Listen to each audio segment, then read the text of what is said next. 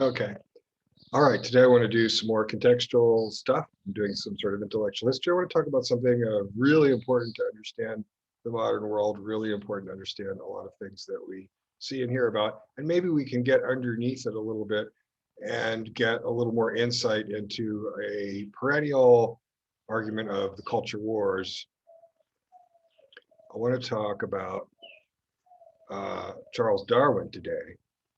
Really, I'm going to talk mostly about, as I say, the sort of intellectual history of Charles Darwin. Oh, sorry, missed my pretty slide. Right, trees. There's actually one of Darwin's notebook where he first where he first draws a little sketch of an evolutionary tree for the first time. Kind of exciting, but Darwin is very much a part of a larger movement. Darwin is part of this sort of empiricist revolution, really started mostly by David Hume, although of course the very able and important John Locke, a big part of it. And Darwin coming along then in the 19th century, in the 1800s, writing just about 100 years after David Hume. I mentioned when we were talking about David Hume that I thought it was very impressive that when he was doing his ethics, David Hume, and he said, human beings have this sort of moral sentiment. It's not rational. It's just kind of embedded in them somehow. And David Hume said, I don't know where that comes from, but maybe a natural scientist. That's a bird singing, by the way, out the window. I hope it stopped. Maybe I'll make it go away. But perhaps a natural scientist will find out, because Mother Nature has endowed us with this sentiment. And that was very smart of Hume, because he saw what he was missing. He knew what he didn't know, and he also knew that what he was missing was going to be something that had a natural explanation. And that explanation was one that Charles Darwin gave 100 years later. Hume was exactly right, that he was missing a part. He even knew which part that he was missing, and Darwin supplied it. So the other thing I want to say before we go on then through Darwin is I'm a philosopher. So that's concepts and words. I mean, I tend to approach things in terms of concepts and words. And so this time, in terms of talking about Darwin, I would say the word to watch is the word theory. And so I'm going to give you a provocative statement here, but one that I definitely believe in, and that is that Darwin doesn't give us a theory of evolution. Not only that, but evolution isn't a theory itself in the first place, nor is evolution Darwin's theory. Darwin, people say, came up with the theory of natural selection to explain evolution, but natural selection itself isn't even a theory. I'm going to tell you why that is today. So this whole phrase theory of evolution is just endlessly misleading. It suggests that evolution itself, for one thing, is some sort of theory that might be wrong, which is false. But even deeper than that, the thing that Charles Darwin gave us, the piece of the puzzle that Charles Darwin gave us, many years, 50 years before the discovery of genes. Darwin never heard of genes, he didn't know anything about genes at all. But the piece of the puzzle that Darwin does give to us is absolutely key, not only in biology, but in fact in all of the sciences. And in fact, there's two different ways in which it saturates the sciences. I'll talk about that too. Really what we're all about here is the law of effect. The law of effect that says that positive outcomes reinforce and negative outcomes extinguish. You might recognize that from behaviorist psychology, not coincidentally, since behaviorist psychology is sort of this empiricist psychology, the one we get from David Hume. That is to say, we are habituated to expect regularities in our future experiences based on these regularities in our past experiences. Really simple as that. And this was Hume's take on coming to have a belief. Now, Hume was close to Adam Smith, and in 1776, Adam Smith published a book called The Wealth of Nations. And let me step out just to explain The Wealth of Nations for a second. So Adam Smith says this. He says, assume a population of minimally rational, minimally self-interested, autonomous individuals. And they're going to enter into exchanges with each other. Now, if any individual, if any one or both of them is unhappy after an exchange, they're not going to do it again. When both are mutually satisfied with the exchange, then in fact, not only are they not going to do it again, but they will come together and do it again because they were both mutually satisfied. And with this very simple atomistic model, atomistic, right? There are these self-interested atoms sort of bouncing around, doing their thing at the bottom. And they, in all their chaotic beauty, through this interaction, since they have interests, then they start to form an economy from the bottom up. And Adam Smith showed that you could get, with this approach, this very empiricist, observational, and materialist approach, you could get laws about distribution, supply, and effect, the price going up when the supply goes down, and so on, and a whole bunch of other economic principles that he published in The Wealth of Nations in 1776. As I said, Hume and Smith, these two big figures of the Scottish Enlightenment of the 18th century. So,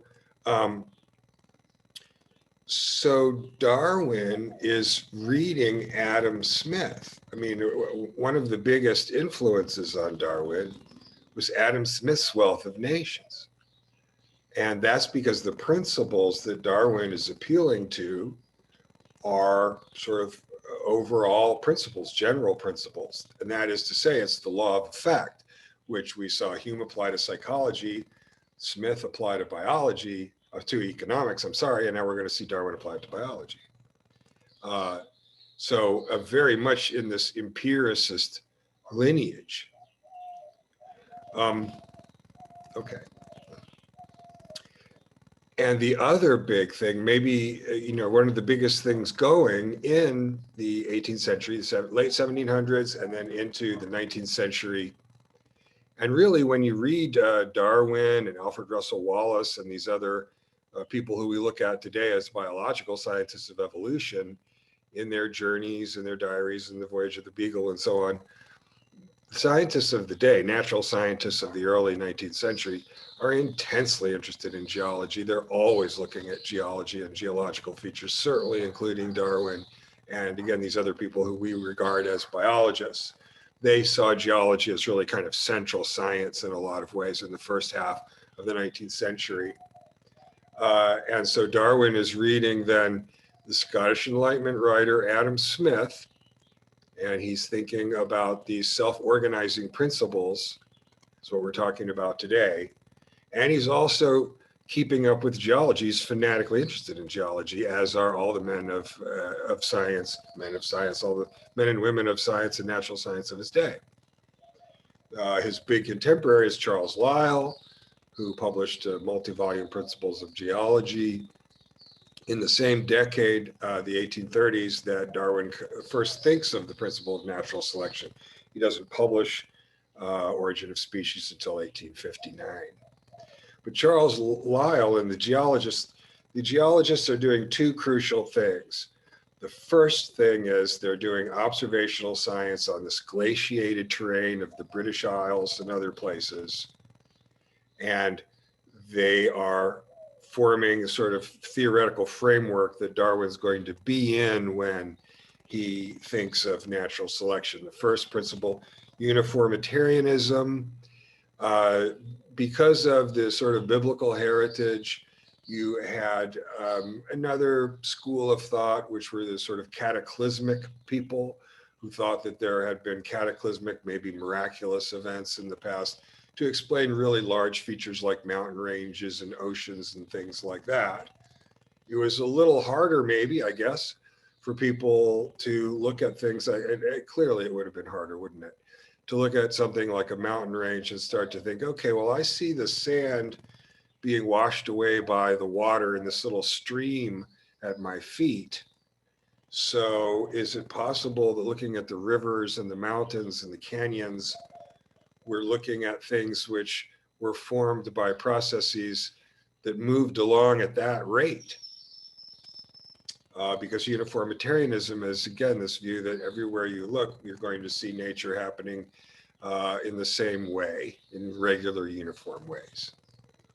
Another version of that in astronomy is when we look at distant celestial objects and see with spectroscopy that they're containing the same ratios of elements and things to similar things in our area. So uniformitarianism, important, maybe a little subtle. What is it again? That the process of nature is the same throughout nature. And then gradualism, which is implied by uniformitarianism, as I was talking about, you're looking at, you think that, okay, when I see the sand being washed away by the water in the little stream at my feet, that's all I need to know as far as the dynamics of it. There it is. So now I'm going to look at the formation of the canyon. Well, it must be then that this happened over a very long period of time and not cataclysmic. Again, creationism pushes against the intuition of gradualism, and the intuition of gradualism surely pushes against creationism. And so another thing that we forget now, because all of us were born when it had already been thoroughly digested, but that's this idea of deep time. Deep time, again, astronomy is the area that gives us the idea of deep space, another radical idea. What is this deep? Well, human beings in their ordinary lives just aren't used to dealing with things, certainly not units of time on any huge scales. In fact, units of just about anything with lots of zeros behind them really kind of depend on technology and insight, and you didn't really have that much work with really large numbers, but certainly you didn't have intuitions about your everyday phenomenal life that involved very large numbers, including when people were looking at distant celestial objects. Kind of interesting to think about. But this idea that, well, this canyon that you're looking at is a couple million years old, or that mountain range that you're looking at is 10 million years old, or this fossil, this rock, because that's the next thing we're going to talk about, looks like, as far as we can tell, it's millions of years old. It's counterintuitive, just seemed unnatural to think about numbers of that size. So that's an intellectual achievement of these people of this time. We really managed to figure that out. So creationism then held that the species were fixed creations of God. The ancient Greeks thought this too. Aristotle thought that species were fixed natural kinds, even though he sort of knew about evolution. But anyway, another story. The other thing that was happening in the late 1700s, early 1800s, was the discovery of the fossil. I mean, fossils have always been around. Why do people have myths about big dragons all over the world? Well, because there's big dragon skeletons all over the world and people see them. It's not, it's real.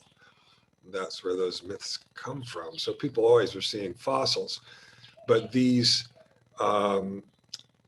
empiricist European geologists of the late 1700s got very serious about this.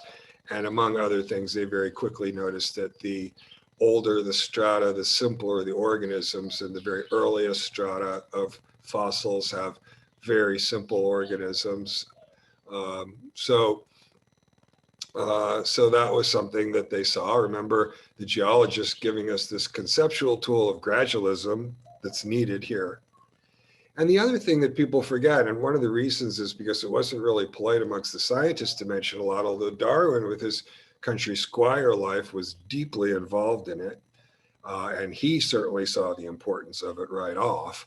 And that was breeding. English breeders of the 1800s, the 19th centuries, is this among the peak in human history of breeding. Many of the dog breeds, cattle breeds, sheep breeds, that we know of today, not to even get into the plants.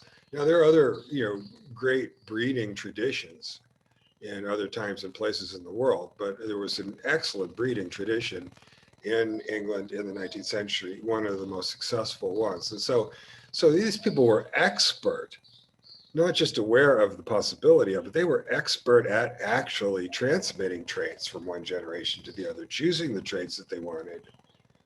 They were great at doing it. And Darwin lived out in the countryside and was really involved in all of this country life. So, um, so the question by 1800 or so, remember again, Darwin thinks of natural selection in the 1830s after he's come home from the Voyage of the Beagle, and he publishes Origin of Species in 1859. But right at the turn of the century, and his grandfather, Erasmus Darwin, and lots of other people were involved in this, they knew that evolution was happening. So so notice, right? Evolution never being a theory. I mean, evolution was the data, the datum. The datum was that evolution happens around the year 1800, and people just wanted to know, well, how is it that it works? That's what they were looking for. And there were various theories. The one that's come down, I guess, because it's easiest to explain, is Lamarckianism. Lamarck thought that a parent acquired a trait, maybe, I don't know, bigger muscle or some other thing that it acquired during its life, and then it passed it on to its offspring. Just an example of another theory, the point being that there are a bunch of different kinds of explanations. So didn't I say, though, that Darwin's theory of natural selection wasn't really a theory? Lamarck, that's definitely a theory. I mean, his theory is that parents acquire traits in their experience and then pass them on through birth to their offspring. And that's been proven, I think. That's a theory that's been shown to be false. But Darwin has a theory of natural selection. How can it be? I don't think that's a theory. Let's look at the theory, as we call it, of natural selection. Really the proof of natural selection, because it's a little proof in math logic, actually. So, all right, Darwin's thinking about domestic breeders, and he's reading a lot of this geology. He's crazy about it, and he's really fascinated by uniformitarianism and gradualism.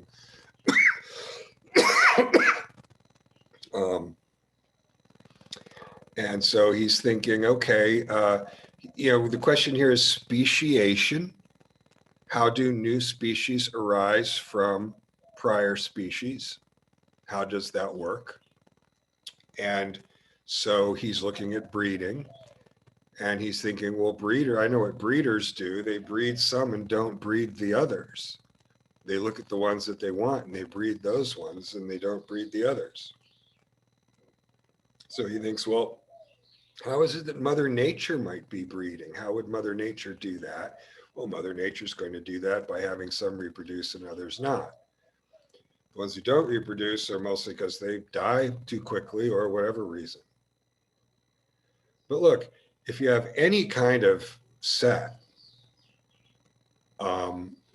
any kind of set of things at all that are going to self-replicate, they're going to reproduce themselves, there's going to be an average reproductive success for the set. Okay, and so any member of the set that has more offspring, I mean, that's what we call fitness, right? That's what you should put a number on. Let me step out, though, and make this point. Look, but let's talk about, say, memes on your social media platform. Let's talk about that instead of species for a second. So today you'll be looking at your Facebook or your whatever it is, your Instagram or whatever it is, and you'll see some funny memes. And so let's say you see 3 funny memes on your social media feed today. One of them you think is really funny. It makes you laugh out loud. That one you send on, you share it, you repost it, you send it to some friends of yours. That one just got reproduced. That is the fittest one. The other 2 were okay, they were funny, but you didn't bother to send them to anybody, or maybe you didn't even like it. So, what is that? That's the law of effect. The one that had the positive effect and made you laugh, it got reinforced, you reposted it. That's just how it works.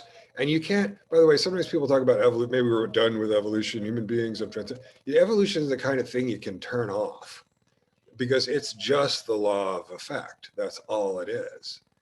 And it's ubiquitous. It's not just a biological phenomenon. It's a phenomenon throughout nature. And the idea that that there's going to be a member of a set with a higher than average fitness number, right, and what you can predict from that, is, again, that's a little proof of mathematical logic that's valid. In logic, we say it's valid. You know, the propositions that make claims about the world are the ones that are true or false. Ostriches are blue is something that's true or false, right? But in logic, we have validity, right? If X is Y and Y is Z, then, you know, right? I'm probably getting that wrong. So, okay, so not a theory at all. And let's go back to then. No, not too much more here.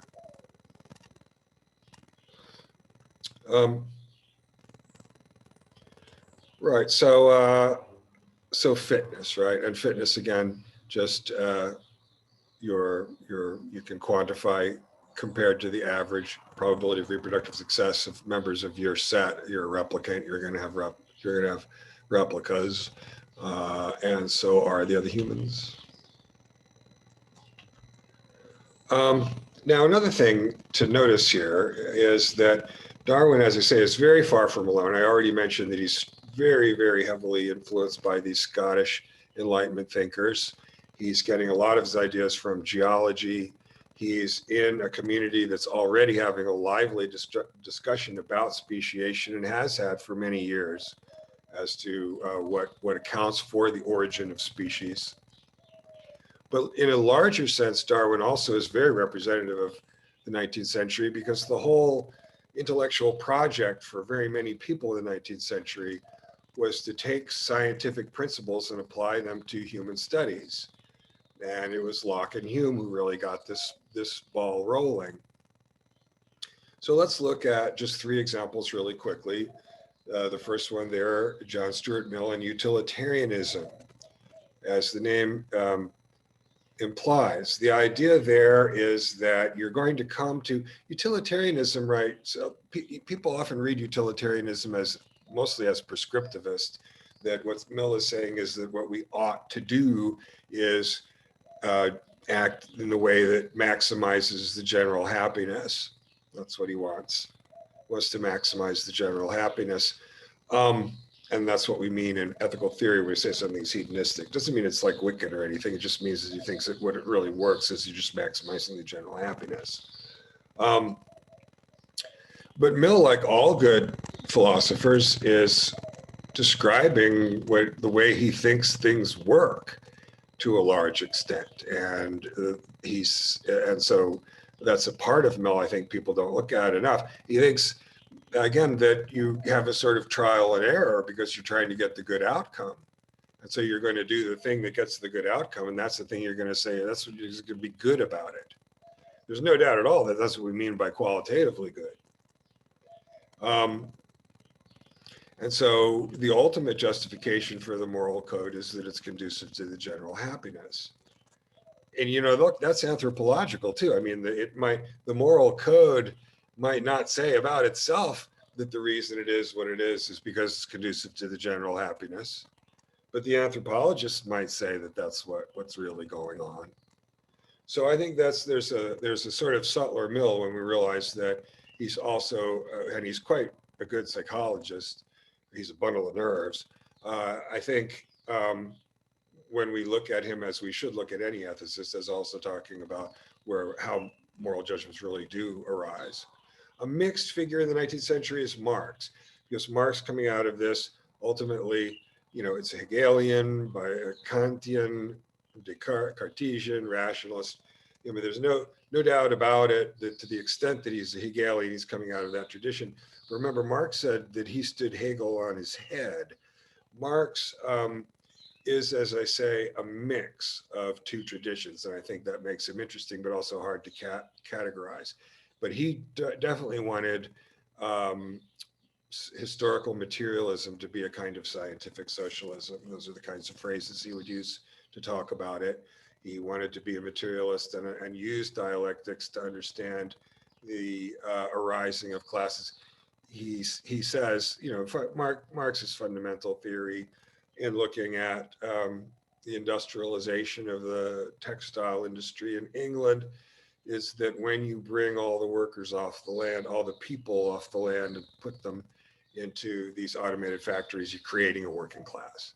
The working class is actually creation of capitalism. All right, so it's dialectic, but also notice very materialistic.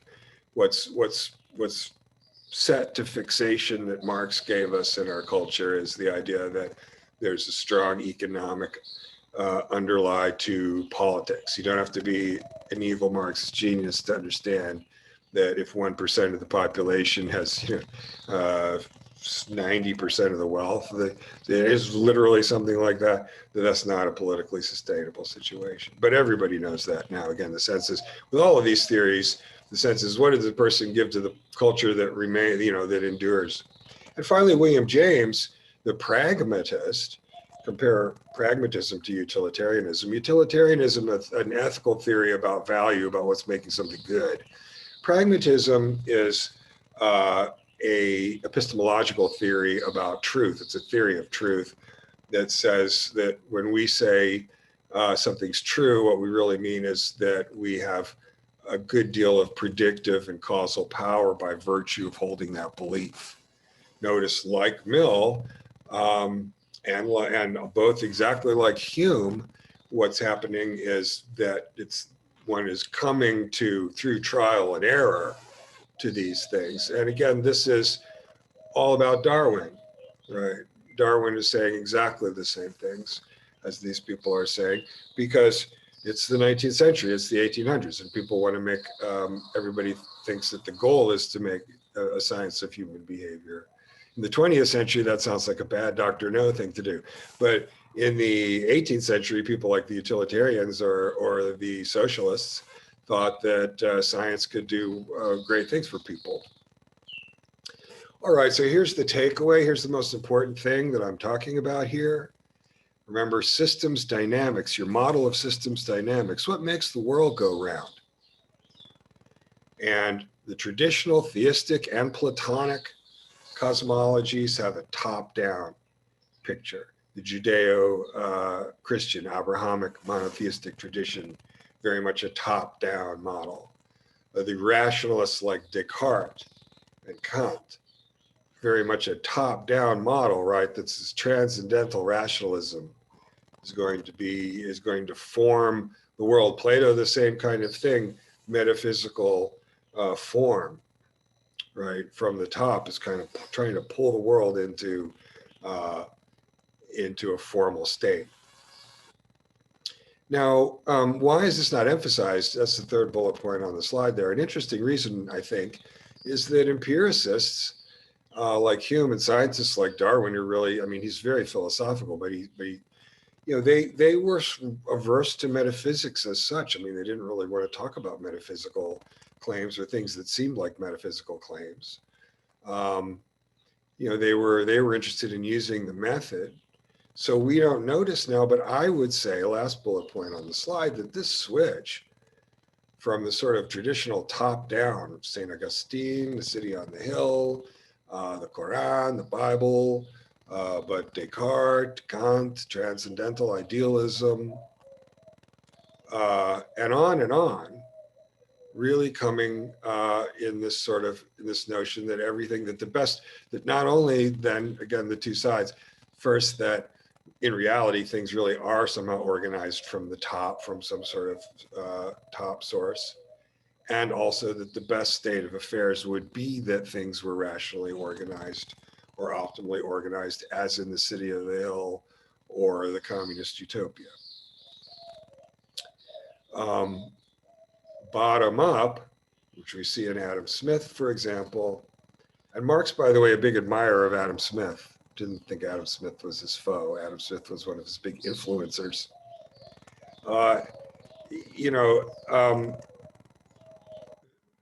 So you get this idea that, I think this is, last bullet point, really one of the really big revolutions in the whole history of European thought.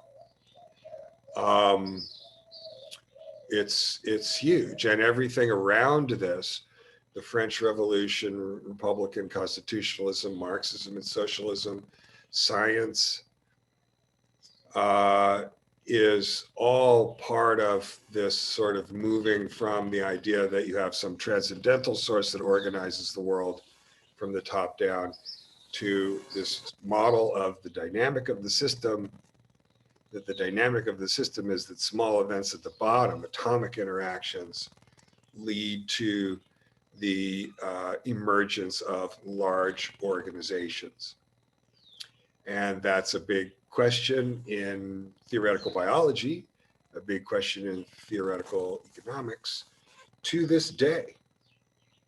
So stop the share. So